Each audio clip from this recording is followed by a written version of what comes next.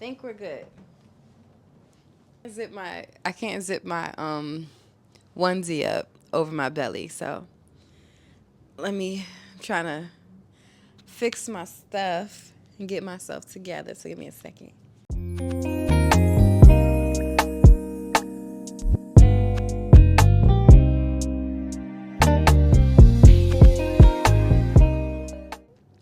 First of all, before I even get into it, I'm embarrassed. I'm embarrassed, but I'm not. Because by now you probably know I've gone through two public breakups now. Ghetto. Disgusted by myself. But I forgive myself.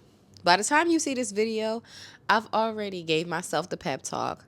I've already kicked myself in the boot cheeks. I've already told myself a million times I forgive you, sis. Because when I tell you, play is up too. So today's video is not about me, though. It's not about me being the player that fucked up. It's about us.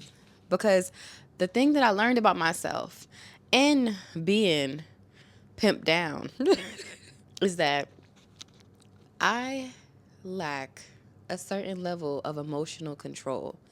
I would say right now, during my pregnancy, I've definitely lacked a certain amount of emotional control in the relationship that I was just in. I lacked certain emotional control over the last few weeks. And I've allowed my lack of emotional control to control my life. So, friend, we're not doing that anymore. This is how. Here's how. Come with me. While I will forever spare you the details of my last two breakups, if you were here and you have witnessed both of them, consider yourself unlucky. If you have not witnessed both of them and you want to know the tea, consider yourself lucky because the tea, yeah, it just wasn't for entertainment. And my pain is never meant for monetization.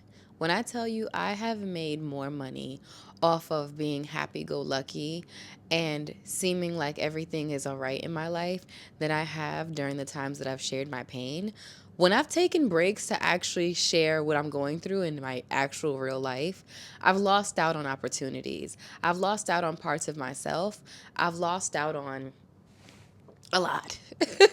It has never done anything for me to be extremely raw in moments where I need to, you know, throw away the key. You get what I'm saying? There's things that I've gone through in my life that I'm happy that I've shared. Like my childhood trauma. I'm happy that I shared the things that I've survived, whether it be my homelessness or sexual assault. I'm just being completely honest. I am happy that I shared those things because I've helped people find resources. When it came to my assault, I've helped people find advocates.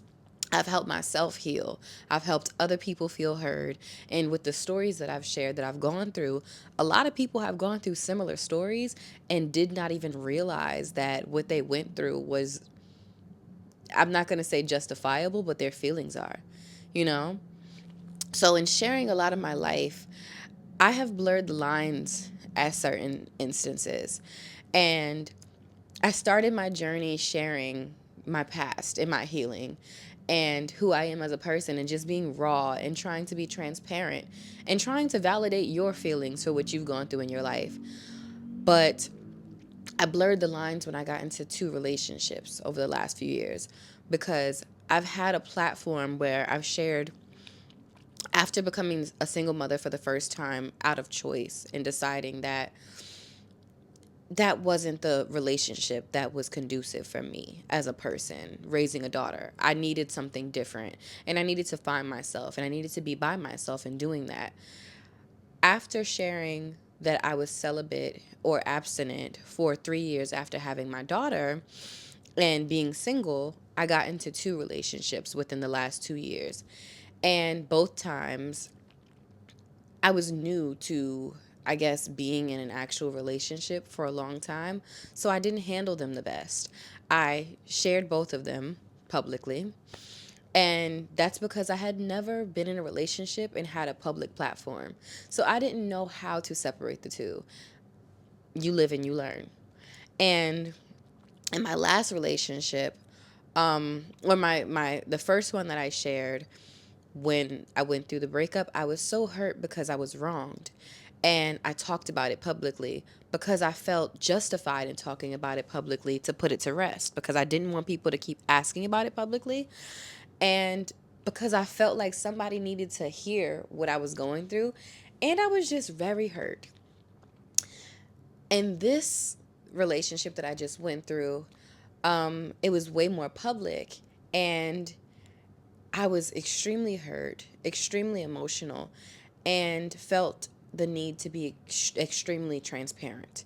After I feel like I got to a point of I'm silent and I'm going through this and I'm not sharing it, and getting to a point of feeling like I'm a fraud if I don't share the details of what just happened to me or what just happened in my relationship.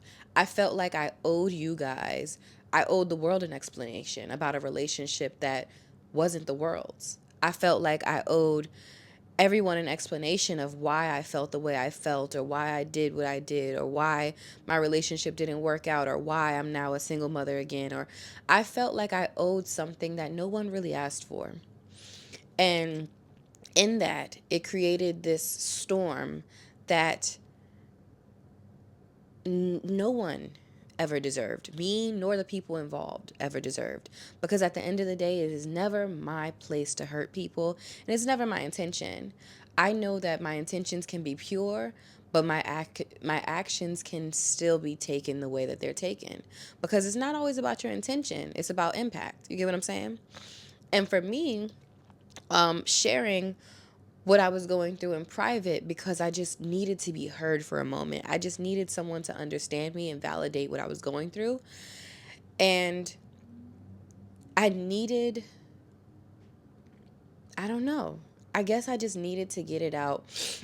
And I needed my platform, my community, to know, like, I want you to respect going forward that I don't want to talk about this. I want you to stop asking about this. And so I went into detail, and I shouldn't have had to. Now, of course, when I go on social media and you guys see me being a single mother, you see me building the baby furniture alone, you see me preparing for the birth of my daughter alone, you see me going through those things, I have to be meticulous about not sharing certain things that I'm going through still. I have to remind myself that it is not for entertainment purposes, and it never was. But I have to remind my audience that. And in that, I have to forgive myself because I opened that Pandora's box. And I'm using myself as an example in what I just went through and how I handled it poorly, to remind you that a lot of times when we're in a space where we just want to be heard, where we just want our feelings to be validated, when we feel like we're going crazy because of whatever it is going on in our life that's making us feel crazy, a lot of times we don't handle it. My camera cut off for a second. But a lot of times we don't handle it the way our highest or best self would. And this video is not to talk about what I just went through. It's to remind you that even though you might not always handle yourself in the best way, even though you might allow your emotions to take over sometimes and get you to a place where you're like, F it, I'm just going to tell it all. It's okay to forgive yourself and choose better next time. I said this time around in the relationship that I was in that I would never, if it didn't work out, I would never share it again. I would never share the details like I did the first time, because the first time I went live, I talked about it and I let it go. And it was because, like I said, I wanted my feelings to be validated. I felt like everyone was making me feel crazy for talking about the fact that I got cheated on, or not even talking about it. In real life, people were making me feel crazy for not forgiving the situation. And so I went live and I was like, yo, this is what happened, da da da da. That was my way of, I guess, putting my foot down. And that was the dumbest thing that I could have done. This time around, very similar situation where in real life, I felt like I wasn't being heard.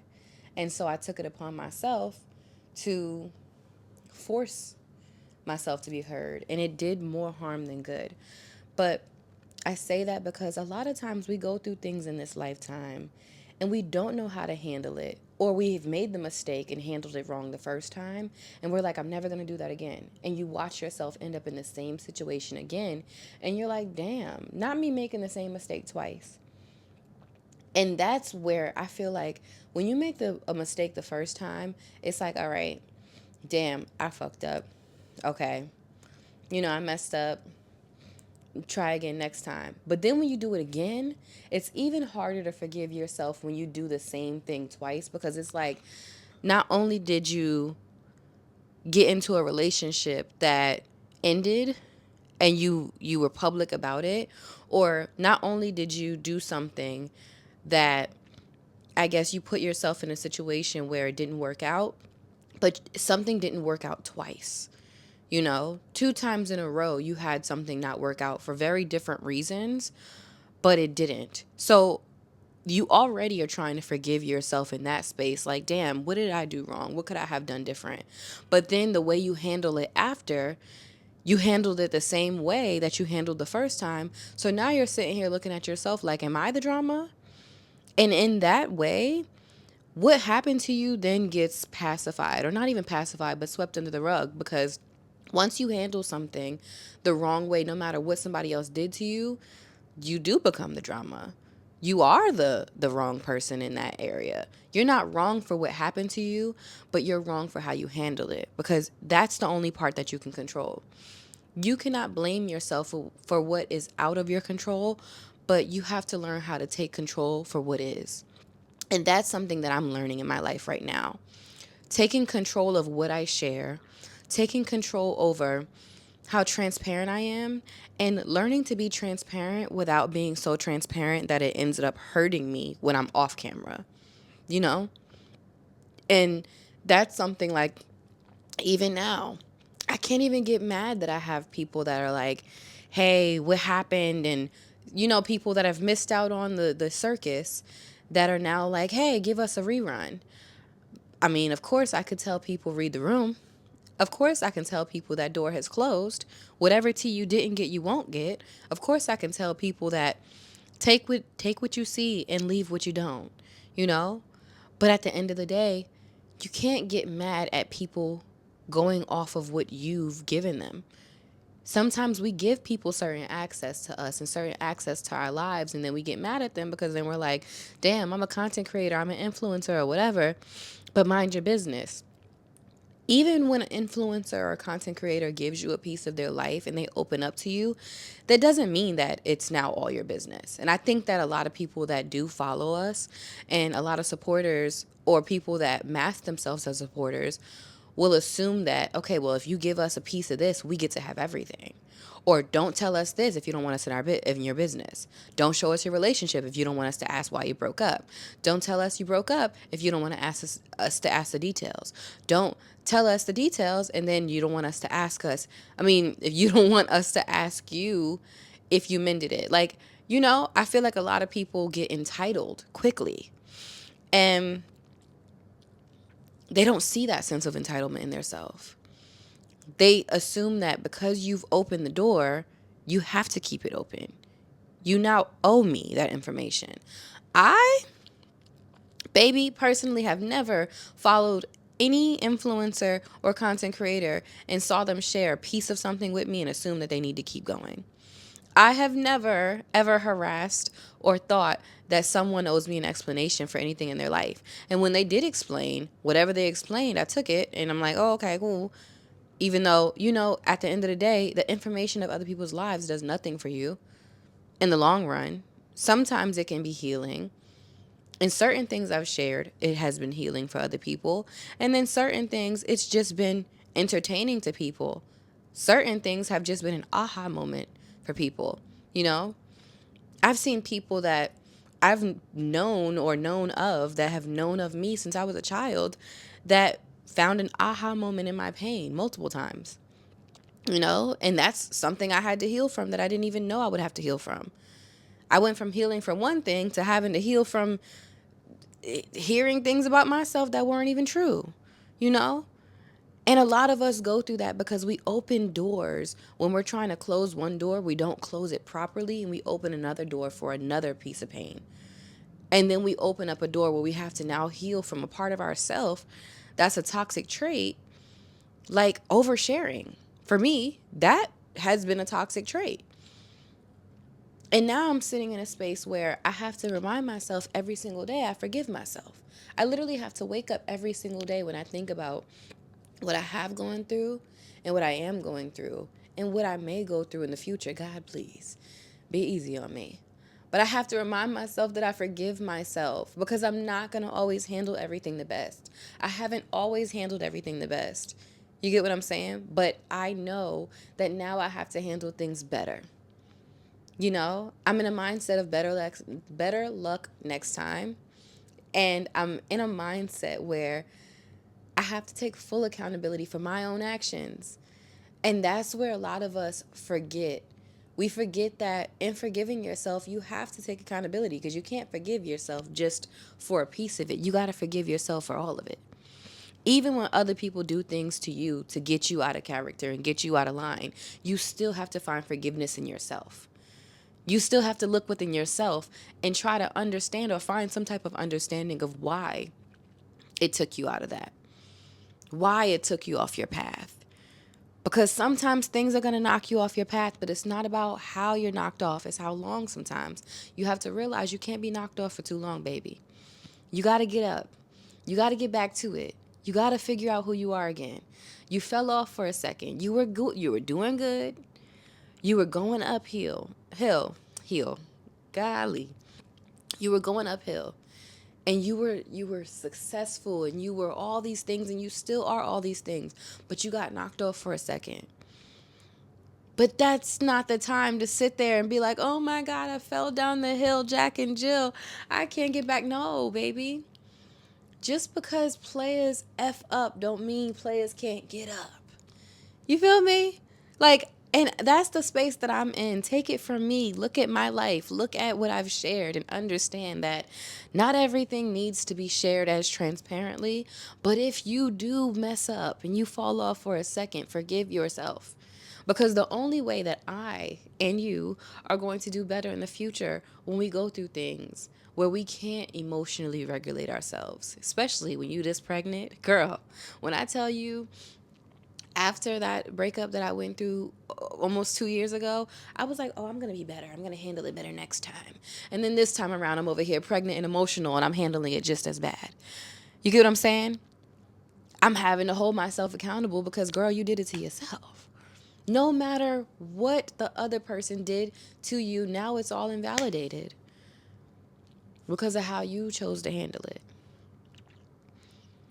Now I'm realizing certain things are better left unsaid. Certain things are better left handled in silence. And sometimes when you want to be the loudest and you want to cry the loudest and you want to scream, that's the time to be silent. That's the time where you stop yourself. Okay? Somebody can tell you, ooh, give me the details, give me the details. Take it from me. We shall never again succumb to the lack of emotional control that some of us possess. Because while we're trying to heal from one thing, we're forgetting we have to heal that lack of emotional control because that's really what's going to dictate how we get out of the situation and how we handle it the next time.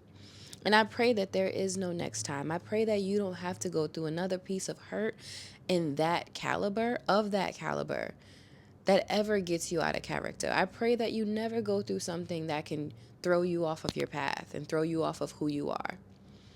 But if you do, I'm praying that you forgive yourself. Because I forgive myself for the past, the present, and the future. I'm never going to be perfect, never have been. And I'm far from it right now. But I appreciate you for finding some type of healing and listening to me rant about my healing and I guess transition into a different version of myself as I'm, you know, saying goodbye to old me. Old me is not welcome here anymore. I love her and I will continue to embrace her and I wish I could hug her and I feel for her. But we have bigger and better things to do now. And for everyone ever involved in my life in any caliber, whether they've hurt me or whatever, I still wish them nothing but peace, happiness, and wholeness. Because at the end of the day, you know, I got to think about the love that God has for me, not about the hate that's been given to me. So I still wish you the best. And I hope y'all guys have an amazing day, an amazing life. And yeah, eternal forgiveness for yourself. Because you deserve it, Grom. You deserve it. You deserve it. I don't care what they say. You deserve it. I forgive you. Forgive yourself. You deserve it.